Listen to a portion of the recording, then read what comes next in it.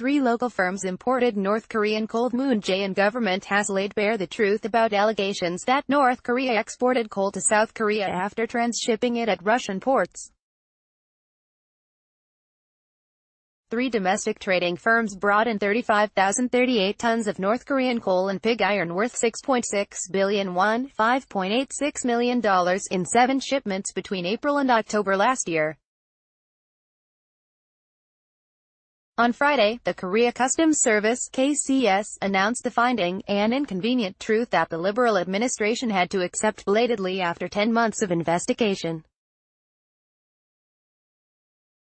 Yet the discovery is unlikely to end the controversy over how the authorities failed to detect and prevent the coal and pig iron imports.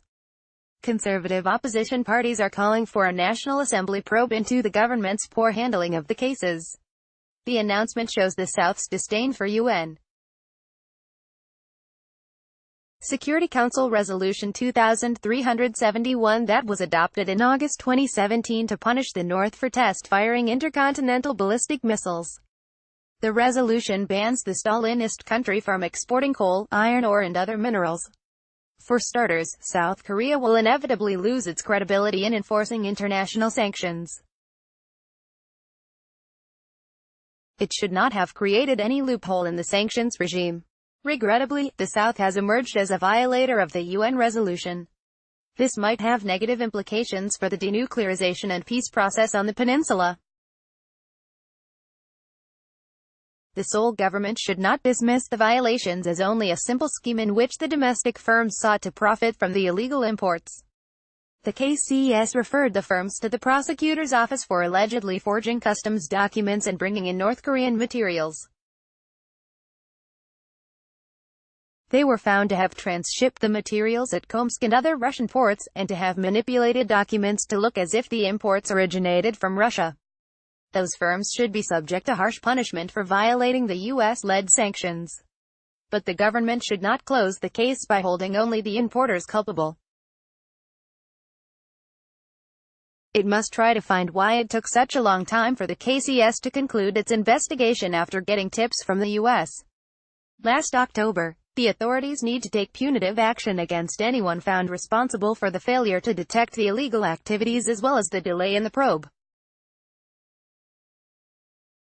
On Saturday, the government decided to ban 4 vessels, which carried the coal and pig iron to the south, from visiting the country's ports.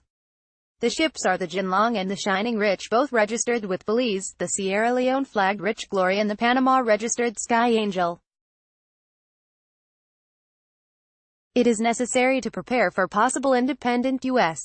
sanctions, or a secondary boycott against some domestic entities, including Korea Southeast Power Co., which purchased and used the coal to generate power. Seoul officials are playing down the possibility of such punishment, but they should not be too optimistic because the U.S. Congress might try to take some action. Most of all, the Moon administration should go all out to prevent such breach of UN sanctions happening again. It should not spare any effort to restore its credibility in faithfully implementing them. It also needs to step up cooperation with the U.S. or other allies in achieving the shared goal of denuclearizing the North.